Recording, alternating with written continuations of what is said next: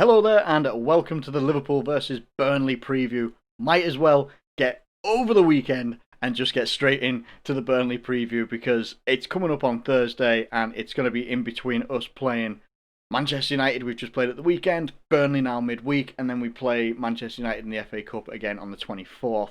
I've had this completely mixed up in my head. I thought we were playing Man United again midweek and Burnley at the weekend. Totally got that completely wrong. So if anything I've said in other videos doesn't make sense, that's why, because I got it completely wrong. So yeah, we're going to be coming up against Burnley, and I'm not, again, a game I'm not looking forward to. We all know what Burnley are going to do in this game. We know exactly how they're going to approach this game. We really do. So let's get ourselves straight into it, right? So let's have a look at Burnley's last couple of games that they've had here before they play us. A 1-0 loss each time against West Ham United and Manchester United as well. A draw in the FA Cup. I think they won on penalties here as well. A win over Sheffield United. Loss against Leeds. And a 2-1 win against Wolves. And a 0-0 draw against Aston Villa as well. The common theme here for Burnley is not many goals. And they don't also lose by many goals. They haven't conceded more than one goal in any of their losses recently, which is quite something, to be fair. They also haven't won by more of a margin than one goal.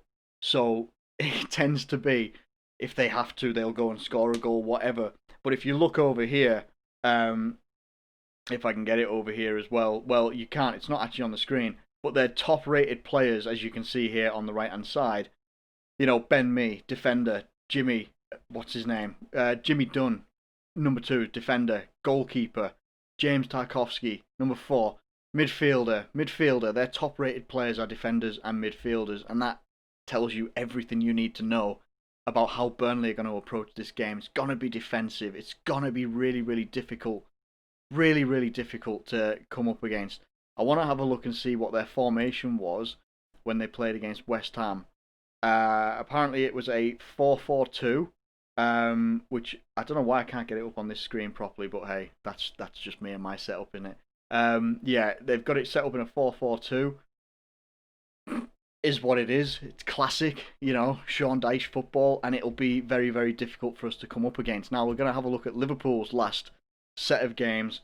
Obviously, it's a mishmash of different results here or here, there, or everywhere. But at the moment, as it stands, if I have a look at the table, we actually have the worst form out of everybody up until about Leeds in 12th, which isn't good. It's not good. Got more draws than anybody. Is that right? We've got more draws than anybody apart from Fulham. Oh my god. Fair enough. Didn't realise that. And obviously, we've got teams in and around us that are picking up form left, right, and centre. Man City are banging form at the moment. Leicester are doing well. Man United aren't doing too badly, even though they didn't perform very well against us. Tottenham are picking up points as well. Everton, Chelsea, all these guys, they're going to be right up on us, if not eventually above us, if we don't improve how we play. And obviously, we look at these games here. You know, obviously we take away the Aston Villa because that was against their, you know, youth team, pretty much the 4-1 in the FA Cup, which puts us through to face Man United again on the 24th here. 0-0 against Man United, lost 1-0 here to Southampton, 2 draws against Newcastle and West Brom, the 7-0 against Crystal Palace, the 2-1 against Tottenham, and the 1-1 against Fulham as well. These two performances right here against Tottenham and Crystal Palace really started to ignite a lot in our fan base of like, look where we're going, we're going to be doing great, and then obviously we just don't foresee what happens. 1-1, 0-0, 1-0 loss, 0-0 against Manchester United. I don't know. It's just, it is what it is. It's quite funny that our highest rated player is actually Kelleher, because of the performances he had when he was taking in the position for Alisson when he was out injured as well. But what I wanted to look at more than anything is different ways for us to be setting up, right? So what I am going with is a couple of different formations. Going to switch scene right here. A couple of different formations that I'm proposing. I'm proposing anyway. This is the 4-2-3-1 that I would love us to play, right? And this is in place of the one that I put out for against Manchester United. Now, people might be a little bit like, "Oh, why are you taking Firmino out?" Firmino for me is the frustrating player. He's not the clinical player that you want in the box right now. He's more of a creator. But for me, I think Shaqiri will actually offer more as the creative role sort of player. Do I think that Liverpool are going to go out and they're going to play the 4-2-3-1? No, I don't. I don't think we will ever go back to that until Fabinho can move back into midfield and we can have either Henderson, Gini Wijnaldum, or Thiago, whoever it might be. I don't think it's going to happen until we can move Fabinho back in there. And obviously, Fabinho being the absolute rocket centre back that he is right now, will most likely play. Jurgen Klopp has said that we should have Joel Matip available for the Burnley game, so I'm putting him in my starting lineup here. The rest of the team is pretty much the same, apart from up front and on the right hand side that I predicted that we would have against Manchester United. Mohamed Salah up front, Minamino on the right hand side. I'm a huge fan of Minamino. Whenever he's played for us, I feel that he is, especially in the most recent games that he's played, which I can't even think when that was. Klopp even came out with a comment saying, since Minamino stopped, we haven't played him, which I think was against Palace, we haven't really won a game. And that is absolute fact. So you would think Klopp, being the intelligent person that he is, way more intelligent than me, especially in terms of football, you would think, get Minamino involved. So far, it just keeps returning to type, which is having Firmino, Salah, and Mane as your front three. Everything else behind the front three, I've got no problem with. Absolutely no problem with, because they're actually performing to their level, or if just a little bit below it, but they're getting back to that level, that good, consistent level. But instead, our front three is not performing. Minamino couldn't even come off the bench, couldn't make it off the bench against Manchester United, and that was really frustrating for me, personally. And I'm sure it was maybe frustrating for some others as well. The fact that we don't also see Oxlade-Chamberlain getting a shot off the bench as well. We opted for Milner and Origi, who's barely featured and looked to be on his way out this month. In January, looked to be on his way to the Bundesliga, was the rumour. Milner, fantastic professional, but wasn't the right substitution for against Manchester United. Minamino's a very exciting player, can be a creative player as well. Getting him in front of goal, he's scored his first goal against Crystal Palace. Let's get him back in the team, breed that confidence, really get it going. Instead, no, he hasn't been used. I want to see Minamino used in this game. I really want to see him used. That's just how I see it. I think that this would be a good setup again. Got some class players. Well, we've got class players all over the pitch. And then we can obviously, I was actually meant to put Henderson on the right hand side here and Thiago on the left hand side, but you probably hopefully figure that out as well. That's a mistake on my part, but that's fantastic. We would get Henderson back into midfield, Thiago in there as well, being the absolute pass master that he is. It would be absolutely fantastic in my opinion. The other option, if we're going to go with a 4-3-3, in my eyes, would be to go like this, and we still keep pretty much the same personnel, but everything's a little bit tighter. Everything is the Jurgen Klopp formation, the 4-3-3. Henderson obviously here. I've obviously put him back on the right hand side. Thiago, Shaqiri, the guy in behind, Salah, Mane, and Minamino. That's an exciting front three for me. That gives us a lot of different options. It gives us different players. Like Minamino, gives him a chance on the pitch as well. This is what I think will actually happen, and it'll just be sort of back to type. Maybe Shaqiri drops out and someone else plays, or we go with a flat three in midfield and you go Henderson, Gini Wijnaldum, and Thiago. Maybe something like that does happen. And to be honest with you, would you be shocked if it happened? Probably not. I'd be a little bit disappointed, because I think you're going to need quick, agile players against Burnley, because we don't have towering centre forwards to go up against the likes of a Ben Mee, a Tarkowski, and obviously try and get some dominance on a 6'7" Nick Pope, or however tall he is. I can't remember how tall he is, but he's an absolute giant. So we don't have that. Firmino right now, for me, on form, shouldn't be picked. That's my opinion. We can't just keep romanticising the idea that Firmino's going to, all of a sudden, he's going to start dropping assists and good passes and stuff like that right here. But right now, it's not happening. It's not happening either when he's taking shots or laying off passes, stuff like that. It's not working. While we have the options of bringing in, when we've got Thiago in the midfield and you've got the option of a Shaqiri as well, let's use someone like a Minamino. Like going forward, why don't we do that? Why don't we do something like this or something like this? This would be quite good. This would also be quite good because it's freshening up the front line as well. It gives us something fresh to look at, someone else to cause some danger, someone else to try and get. Because let's make no mistake, right? And I'm going to go back and we're going to try and have a look at our last game, even against Manchester United. Let us have a look here. How do I get into the game? Here we go. So, having a look over here, hopefully it's on screen here. So it is 17 shots, 17 shots here, 3 on target. That is something that needs to improve drastically. But on the whole, the actual chance creation is good. The defence was good. The midfield did well. Created chances, very good passes, good opportunities, almost left, right and centre.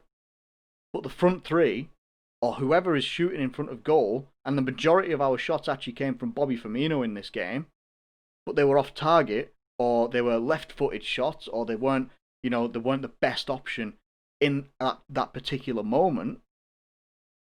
There were other options available.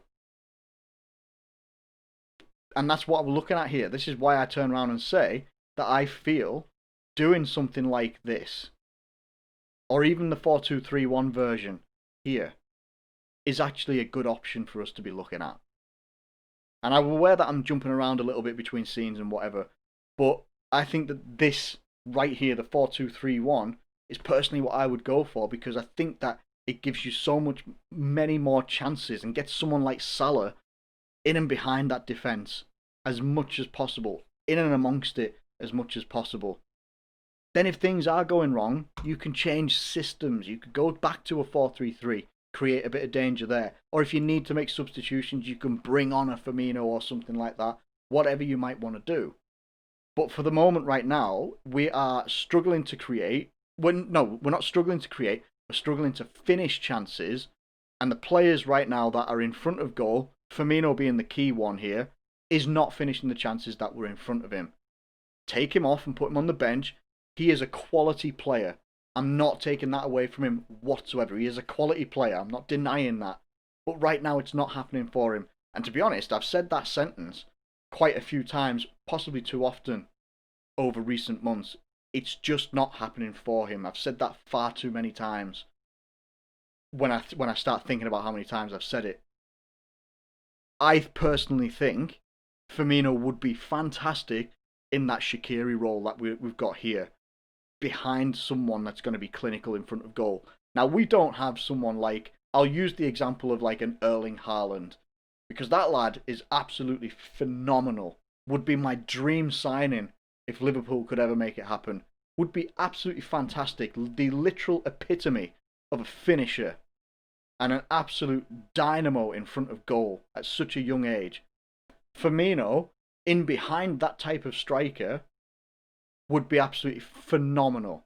I truly believe his assists numbers would go through the roof. Not turning around saying that he's going to go like De Bruyne levels or like somehow Harry Kane levels this season. I'm not saying that would happen, but it would be much better for him doing that sort of role instead of having the goal scoring burden. People say, oh, but Salah scores the most goals and stuff like that. Yeah, he does, but Firmino, or the striker role, should be contributing a little bit more, at least in terms of goals. Should be. And that's just a fact. It really, really is. The fact that we have to rely on Salah and also Mane as well, the two wingers, it has become our system of play. Let's change it up a little bit. Let's just change it up a little bit, freshen it up, and maybe do something like this. We've played 4-2-3-1 before. While the system was a little bit different, I understand that. That's fine. But you've still got capabilities of playing it, even with Henderson and Thiago, with Fabinho at centre-back. For me, this would be a great formation. This would be something that would be really useful against a side like Burnley that are going to set up to stifle. You've got 4 attacking players, and another player like Thiago who can feed balls from pretty much anywhere and spot passes that no one else can. I think that this could be a good formation to do it with, but we're not going to go with that. Honestly, we're not. Closest we'll go to is this. And then the one after that, we'll probably end up lining up with this. Either way, Liverpool have no room for error. Again, it comes down to being clinical in front of goal. I said it in the Manchester United preview that we needed to be clinical in front of goal, and you know what?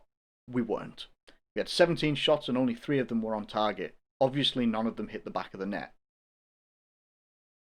Burnley are a tough team. They're a physically tough team. They're not going to try and, run you down, but they will try and be physically imposing on a team like ours, which doesn't have towering players in it. Probably our tallest players, apart from Alisson in goal, Matip and Firmino. Both of them at centre-back. So, when you take those 2 players as your centre-backs, and pretty much the other 8 outfield players are a lot shorter, Burnley will want to use their physicality to rough you up, make your opportunity, and somehow, probably most likely, get away with making fouls here, there, or everywhere and stuff, and they won't get pulled up on it. And that's just how it's going to go, like it kind of did against Manchester United yesterday as well. We're going to have to ride the storm here and create chances. I personally think that 4-2-3-1 that I put up would be a good formation to go with. A lot of people will want to go with this one right here. I'm not generally opposed to it, but I just feel that Firmino isn't warranting his selection at the moment, and that's just my personal opinion anyway. How do I see this game going down? If we're going to win it, it's going to be a 1-0. It's going to be a 1-0, because if we go back again and we look at Burnley's record here, they don't concede a great amount of goals, and they don't score a great amount of goals themselves. It says it right here. So it's going to be a 1-0 for Liverpool, in my eyes. What do I actually think? For me, I'm pulling for us to win. Obviously, I'm pulling for us to win. I want us to win, and I think that if we do win, it'll be a 1-0. I think it'll be another draw, if I'm being totally honest with you. I think we're going to get frustrated against Burnley again, and we're going to be scratching our heads for what we can do next. It's ironic I was scratching my head then as well. But I think we're going to get frustrated. It's going to be difficult, and I think it could end up as a draw. I hope that we win. I think it'll be a draw. Let me know what you think in the comments below anyway. Maybe not the most positive video, but I think I've covered quite a lot of ground here anyway. But thank you ever so much for watching this video. If you have enjoyed it, please do like it and subscribe. If you're new around here, please do. Feel free to get your comments in the comment section below ahead of this game on Thursday. I don't know what to think. I don't know what else to really say to sort of preview it. I'm hoping that we win. I really do. Otherwise, we're going to lose so much ground and find ourselves a little bit further down the table than we need to be. But let me know what you think. Thank you ever so much. Please do have a wonderful Monday, whatever you're doing today, and I will catch you later.